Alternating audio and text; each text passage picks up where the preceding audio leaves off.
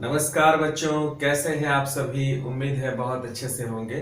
और देखिए, समय का पहिया कितनी तेजी से चलता है कि एक दिन था जब हम लोगों ने ऑनलाइन पढ़ाई की शुरुआत की थी और आज एक दिन है कि हम अपने पाठ्यक्रम के अंतिम पाठ का प्रश्नोत्तर लिखने आए हैं। जी हाँ, संस्कृत कक्षा 7वीं, इसका जो अंतिम पाठ है नीति वचनानी, इसे हम लोगों ने पढ़ लिया था बच्चों। इसका वीडियो जो श्लोकों की व्याख्या की गई है उसका वीडियो मैंने आपके लिए भेजा था। और अब मैं इस वीडियो में इस पाठ का जो अर्थ है वो आपके लिए भेजूंगा और इसके बाद इस व्हाइट बोर्ड पर हम लोग क्रमशः इस पाठ का जो प्रश्नोत्तर होगा उसे लिखेंगे। तो ये हमारा इस सत्र का पाठ को लेकर के अंतिम वीडियो है। इस वीडियो के साथ ही पाठ को लेकर के जितना भी क्लास लेना था और जो कुछ भी बताना था उसे मैं आपको बता चुका हूँ। इसके बाद हम लोग रिवीजन शुरू करेंगे। हालांकि मैंने पाठ 10 तक, दशम पाठ तक आपकी पुनरावृत्ति पहले ही करा दी है और पुनरावृत्ति आपकी शुरू भी कर दी है मैंने। तो आप इस वीडियो को गंभीरता से आज देखें और जो अर्थ मैं आपको दे रहा हूं इसे आप अपनी कॉपी में जरूर उतार लें, ये बहुत ही महत्वपूर्ण है। और उसके बाद बच्चों फिर हम लोग आगे का प्रश्नोत्तर लिखेंगे। और फिर आप क्या करेंगे बच्चों की आपकी कॉपी जो आपने जांचने के लिए भेजा था उसे मैं जांच कर आपको वापस कर चुका हूं। उस पर मैंने आप लोगों के लिए कुछ कमेंट भी लिखा है। मैंने उसमें कुछ छोटी छोटी बातें लिख दी हैं, जो कमियां मैंने पाई हैं वो मैंने लिख दी हैं। किसी बच्चे का तो कोर्स ही पूरा नहीं हुआ है तो उसे आपको पूरा करना है, अपनी कॉपी पूरी करनी है। वीडियो पे जाइए, पॉज करिए, अपनी कॉपी पूरी करिए, किसी से नोट्स मांगने की जरूरत नहीं है। इसीलिए तो मैं आपके लिए वीडियो भेज रहा हूं कि सब कुछ आपके पास रहे। उसके बाद फिर हम लोग रिवीजन करेंगे। आपकी कोई परेशानी होगी आप मुझसे पूछिएगा, मैं आपको बताऊंगा। तो चलिए अब हम और देर नहीं करते हैं, कक्षा की शुरुआत करते हैं। और जैसा कि मैं हमेशा आपके लिए स्क्रीन पर अर्थ भेजता हूं, तो इस पाठ का अर्थ आपके लिए ये है, इसे आप देखिए।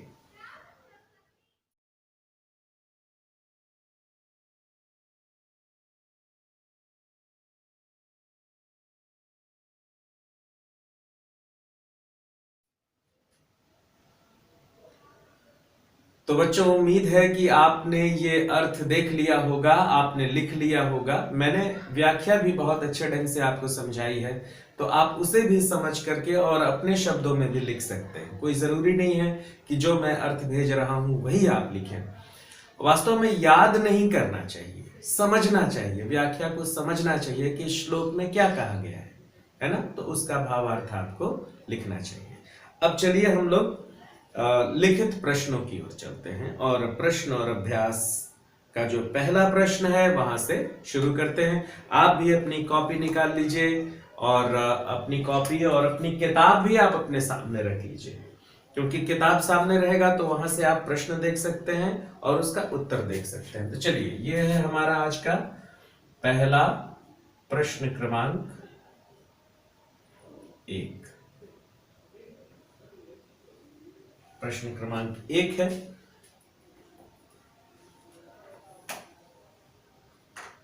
चलिए शुरू करते हैं। क क्या कहा जा रहा है? कह पंडितः भवति, पंडित कौन होता है? तो सबसे पहला श्लोक है कि यह परदारेषु मातृवत परद्रव्येषु लोष्ठवत सर्वभूतेषु आत्मवत पश्यति सह पंडितः भवति। मतलब जो पराई स्त्री को माता के समान, दूसरे के धन को मिट्टी के समान और सभी प्राणियों को अपने समान समझता है, वही महापंडित होता है। तो इसे संस्कृत में कैसे लिखेंगे? यह परदारेषु मातृवत, लिखिए, यह परदारेषु मातृवत, परदारेषु मातृवत मतलब पराई स्त्री को माता के समान, और परद्रव्येषु,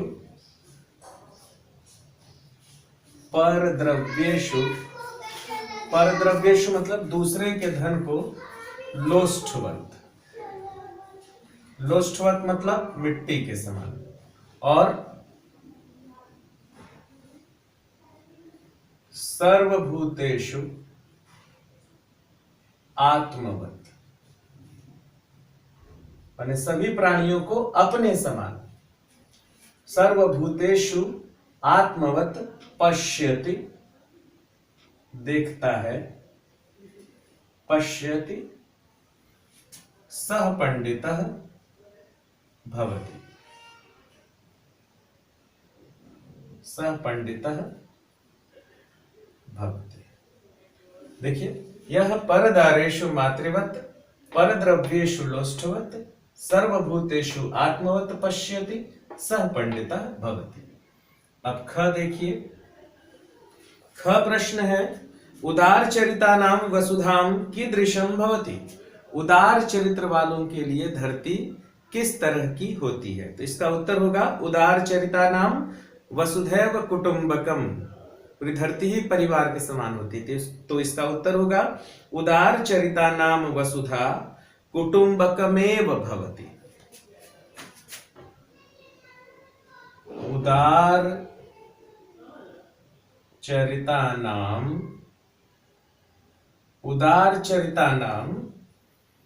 वसुधाम, उदार चरितानां वसुधाम कुटुंबकमेव,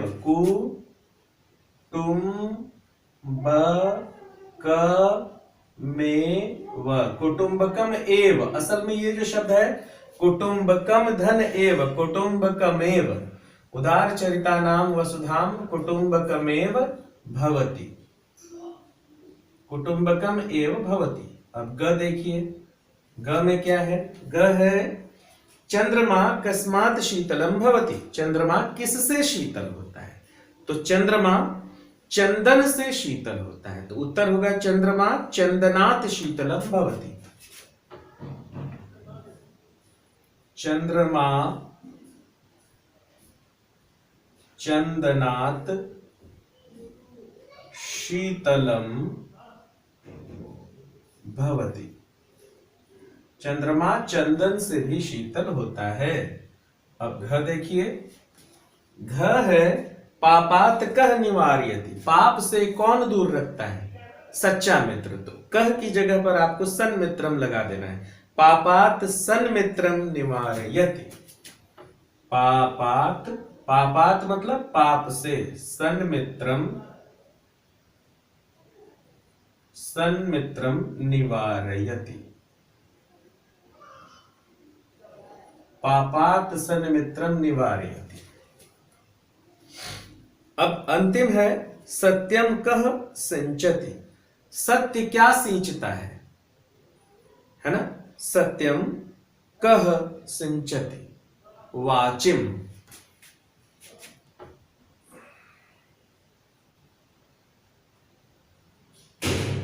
सत्यम वाचिम सिंचति।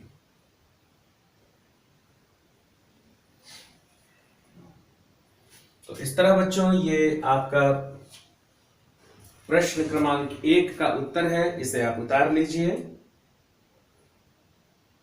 मैंने यहां पे साफ साफ लिख दिया है इसे बच्चों। यदि आप नहीं उतार पाते हैं तो इसे पॉज करके और इसे जूम करके, जो भी प्रश्न आप नहीं उतार पाते हैं, आपके पास समय रहता है, आप उसे पॉज करके और उसे जूम करके खूब अच्छे से उतार लीजिए। अब मैं इसे मिटाता हूं बच्चों और हम चलते हैं प्रश्न क्रमांक 2 की ओर।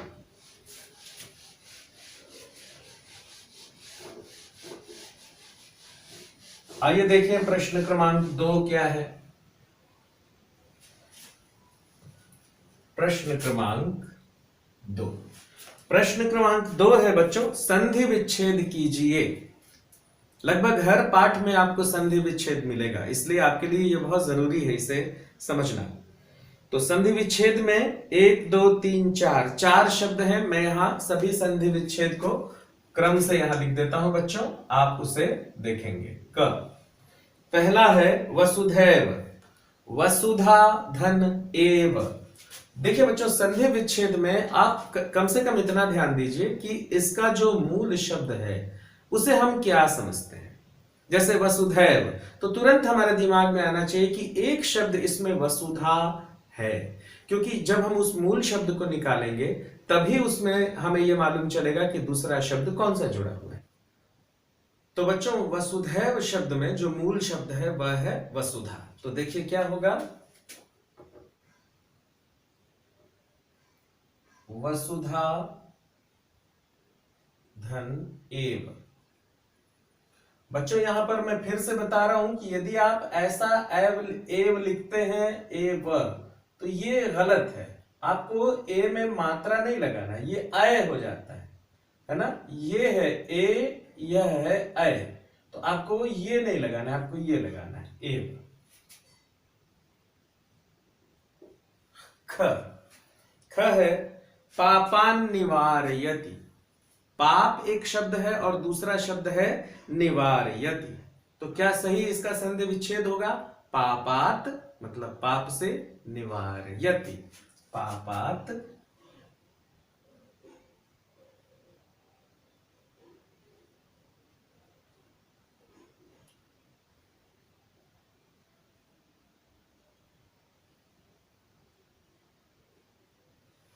अब ग देखिए, लक्षणम इदम। अब लक्षणम इदम में देखिए एक शब्द तो आपको लक्षणम दिख रहा है और दूसरा शब्द दिख रहा है इदम। लक्षणम धन इदम।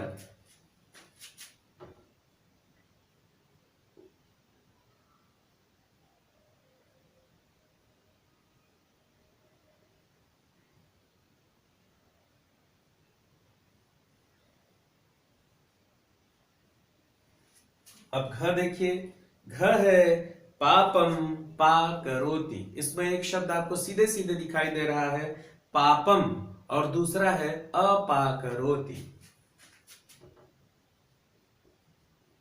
पापम अपाकरोति। उतार लीजिए बच्चों आप इसे।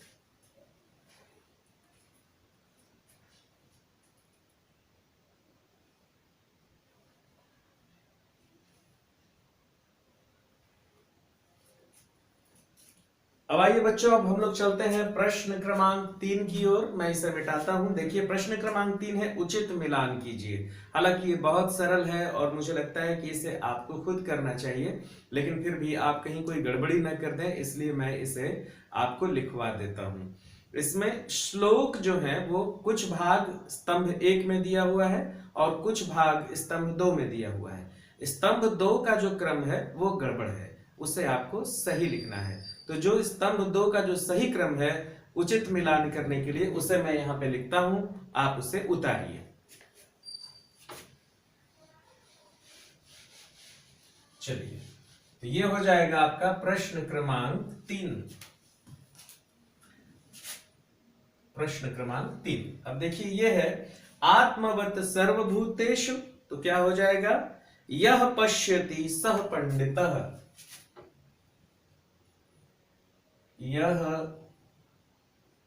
पश्यति सह पंडितः। दूसरा है साधवो नहीं सर्वत्र चंदनम न वने वने। आप श्लोक देखिए, श्लोक में ये सारा चीज दिया हुआ है, सारा क्रम सही दिया हुआ है। तो दूसरा हो जाएगा चंदनम न वने वने। चंदनम न वने वने। तीसरा है सन्मित्रम लक्षणम इदम। सच्चे मित्र का लक्षण यही होता है। क्या होता है? सन्मित्रम लक्षणम इदम, सच्चे मित्रों का यही लक्षण होता है। ऐसा साधु या जो गुणवान लोग होते हैं जो, वो ऐसा कहते हैं। तो क्या होगा? प्रवदन्ति संता।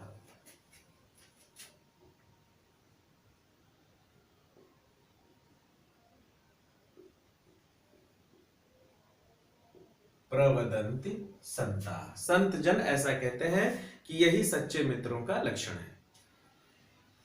घ चेतः प्रसादयति, दिक्षु तनोति कीर्तम, है ना? मन को प्रसन्न करता है और कीर्ति को सभी दिशाओं में फैलाता है। तो चेतः प्रसादयति दिक्षु तनोति कीर्तिम।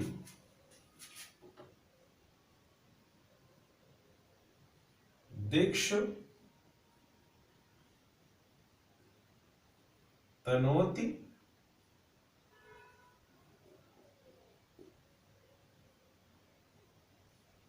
कीर्तिम। और अंग देखिए, अंग है चंद्र चंदन योह मध्य, चंद्रमा और चंदन के बीच में कौन शीतल होता है? शीतला साधु संगति, है ना? अच्छे लोगों की संगति सबसे ज्यादा शीतल होती है। तो शीतला साधु संगति, शीतला साधु संगति। तो इस तरह बच्चों ये आपका प्रश्न क्रमांक 3 हो गया। इससे मैंने उचित संबंध आपके सामने लिख दिया, इसे आप देख लीजिए, उतार लीजिए।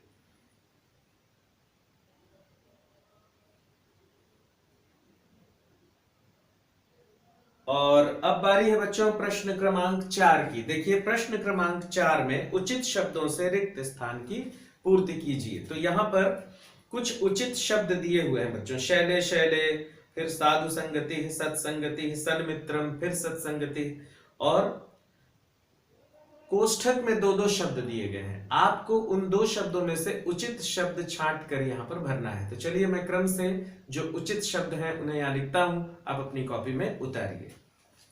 प्रश्न क्रमांक 4,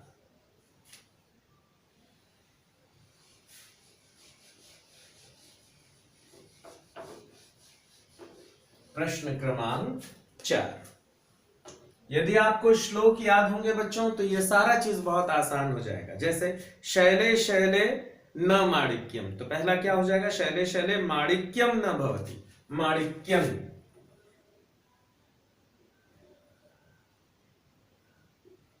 माणिक्यम। उसके बाद है साधु संगति शीतला भवति, सच्चे लोगों की संगति शीतल होती है। उष्ण मतलब गर्म, तो वो नहीं। तो साधु संगति शीतला भवति।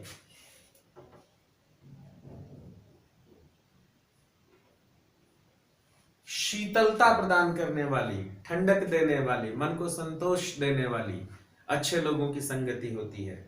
सत्संगति अपाकरोति, सत्संगति खत्म करती है। क्या खत्म करती है? पाप को। तो पापम अपाकरोति, सत्संगति पापम अपाकरोति, पापम। सत्संगति पापम अपाकरोति।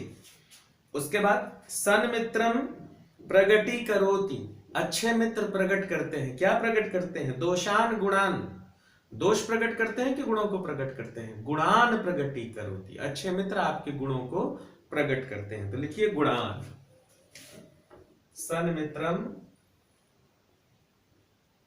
गुणान प्रगटीकरोति। और अंग अब अंतिम है सत्संगति कीर्तिम अपकीर्तिम तनोति, सच्ची संगति जो होती है वो कीर्ति को तानती है। तनोति मतलब तानना, मतलब फैलाना, कि अपकीर्ति को तानती है, कीर्ति को तानती है। सत्संगति कीर्ति को फैलाती है ना? तो कीर्तिम तनोति।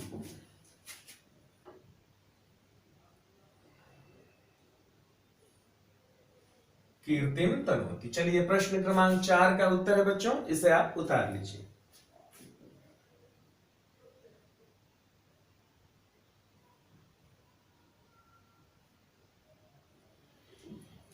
अब बच्चों देखिए प्रश्न क्रमांक 5, इसे मैंने आपके लिए होमवर्क के लिए छोड़ा है, गृह कार्य के लिए। इसमें कुछ नहीं है, श्लोक को पूरा करना है। तो भाई सीधी सी बात है, इतना मेहनत तो आपको करना चाहिए। आप श्लोक, आप पन्ना पलटिए, पीछे पूरा श्लोक दिया हुआ है। आप यहां पर देखिए कि दो वाक्यों के बीच में जो खाली स्थान है उसमें क्या भरा जाएगा? किताब से देखिए, श्लोक से देखिए और उससे यहां पर भर लीजिए।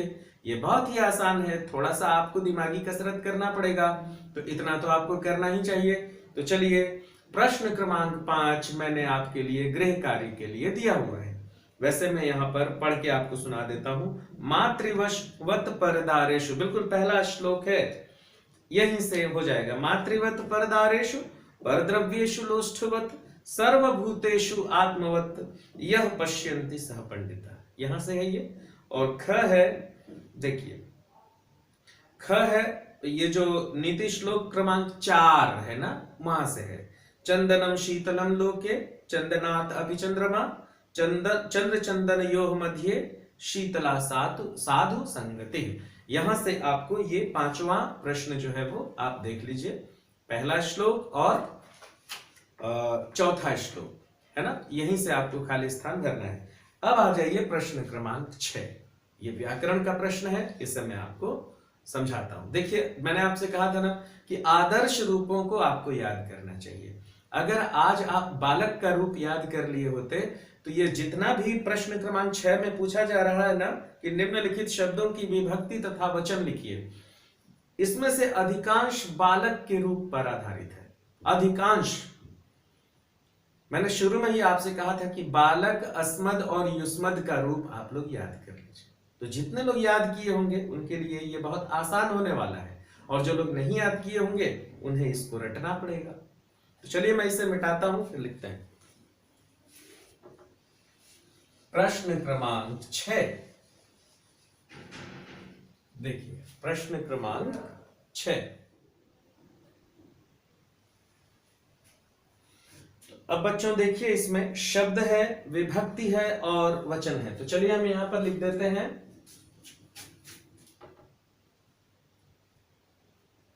शब्द,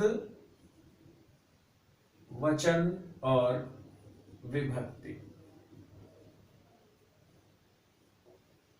शब्द क्या है, वचन क्या है और उनकी विभक्तियां, शब्दों को यहां पर लिख देता हूं। चलिए देखिए, पहला शब्द है भूतेषु, दूसरा शब्द है वने, तीसरा शब्द है चंदनात्, चंदनात्, चौथा है मित्रम, चौथा शब्द है मित्रम, पांचवा शब्द है हिताय, हिताय। अब चलिए इसका देखते हैं हम लोग, वचन क्या है और विभक्ति क्या है। मैंने आपसे कहा था कि बहुत सारे रूप जो है इसमें वो बालक के रूप पर आधारित हैं। देखिए, भूतेषु, बालकेषु, ठीक है, वने, चंदनात्, बालकात्, है ना, हिताय, बालकाय। तो इस तरह से बच्चों, मैंने आपसे जो कहा था कि आप बालक का रूप याद कीजिए, उससे आपको बहुत फायदा होना था। तो जो लोग याद किए हैं वो तो नहीं फंसेंगे, लेकिन जो लोग नहीं याद किए उन्हें इस प्रश्न के उत्तर को रटना पड़ेगा। चलिए देखिए, पहला है भूतेषु, ये है सप्तमी विभक्ति, बालकेषु सप्तमी विभक्ति, और ये वचन है,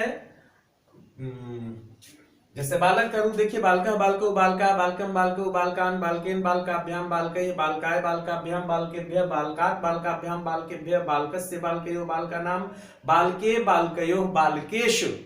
हो गया ना। तो ये सप्तमी विभक्ति हो गई, और बालकेषु बहुवचन हो गया, बहुवचन। देखिए, मैंने इसे रटा नहीं और आपके सामने ही मैं बालक के आधार पर निकाल दिया इसको। अब देखिए, दूसरा है आपका वने,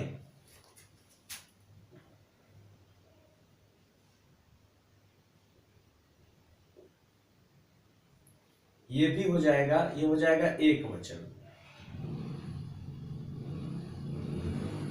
चंदनात्, बालका, बालको, बालका, बालकम, बालको, बालकान, बालकेन, बालकाभ्याम, बालकैः, बालकात्, चंदनात्। चतुर्थी विभक्ति बालका, बालको, बालका, बालकम, बालको, बालकान, बालके, बालकेन, बालकाभ्याम, बालकैः, बालकाय, बालकाभ्याम, बालकेभ्यः, बालकात्। पंचमी विभक्ति, पंचमी विभक्ति एक वचन। मित्रम, ये तो प्रथमा भी हो जाएगा बच्चों और द्वितीया भी हो जाएगा। प्रथमा द्वितीया दोनों है और ये हो जाएगा एक वचन। अगर मित्र का रूप अगर आपको याद है तो ये प्रथमा हिताय। तो ये बच्चों हो जाएगा चतुर्थी विभक्ति एक वचन।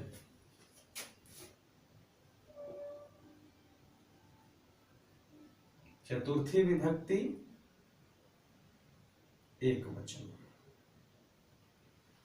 इस तरह से बच्चों आप इसे उतार लीजिए। ये प्रश्न 6 बहुत महत्वपूर्ण है व्याकरण के लिहाज से।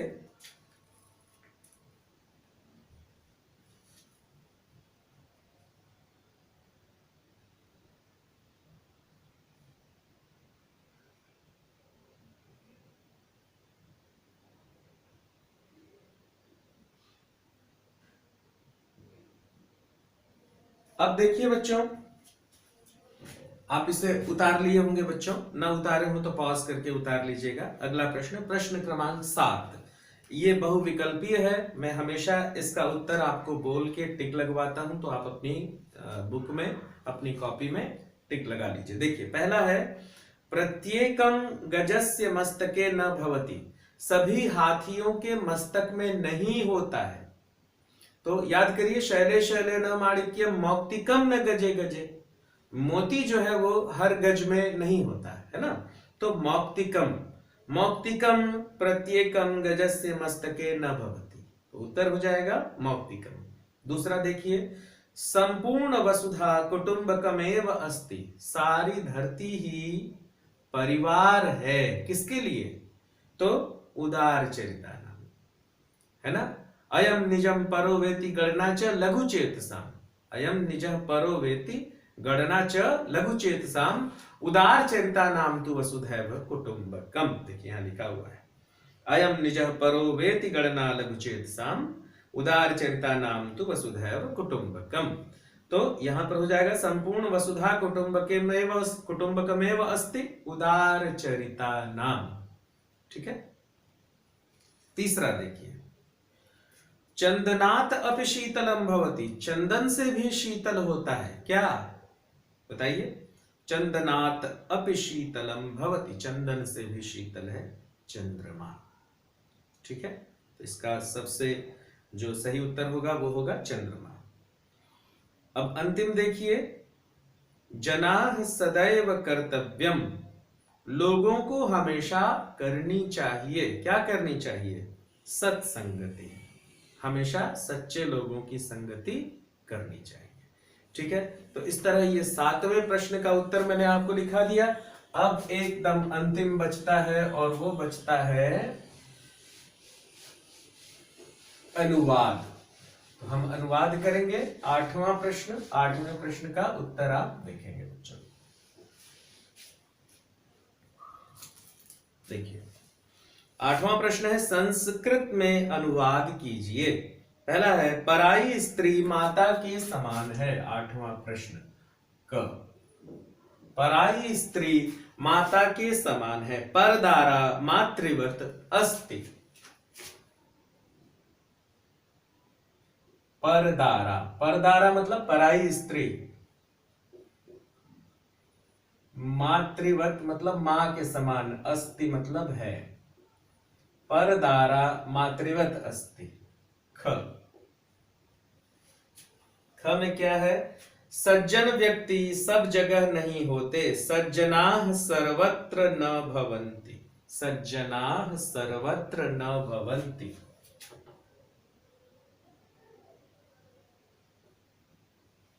सज्जनाः सर्वत्र न भवन्ति। सज्जन व्यक्ति सभी जगह नहीं होते। सज्जनाः सर्वत्र न भवन्ति। सज्जन व्यक्ति सभी जगह नहीं होते। उदार चरित्र वालों के लिए पृथ्वी कुटुंब है। उदार चरिता नाम तु वसुधैव कुटुंबकम। ठीक है, ये भी लिख सकते हैं आप। उदार चरिता नाम तु वसुधैव कुटुंबकम भवति।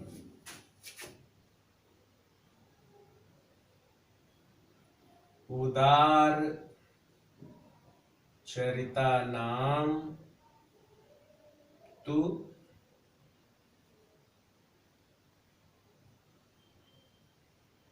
वसुधैव कुटुंबकम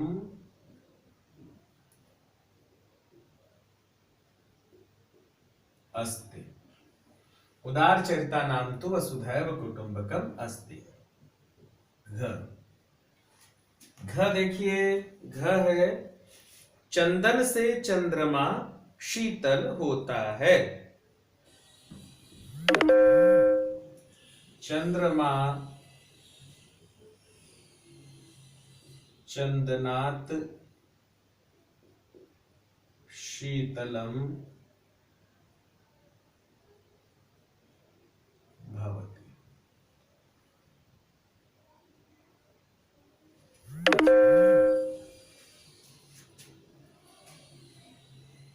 सच्चा मित्र गुणों को प्रकट करता है। सच्चा मित्र गुणों को प्रकट करता है। तो सन्मित्रम गुणान प्रगति करोति। सन्मित्रम गुणान प्रगति करोति।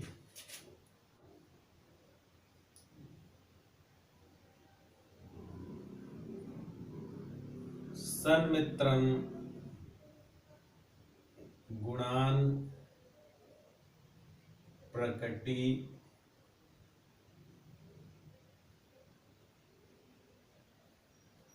करोति। सच्चे मित्र गुणों को प्रकट करते हैं। देख लीजिए इसको।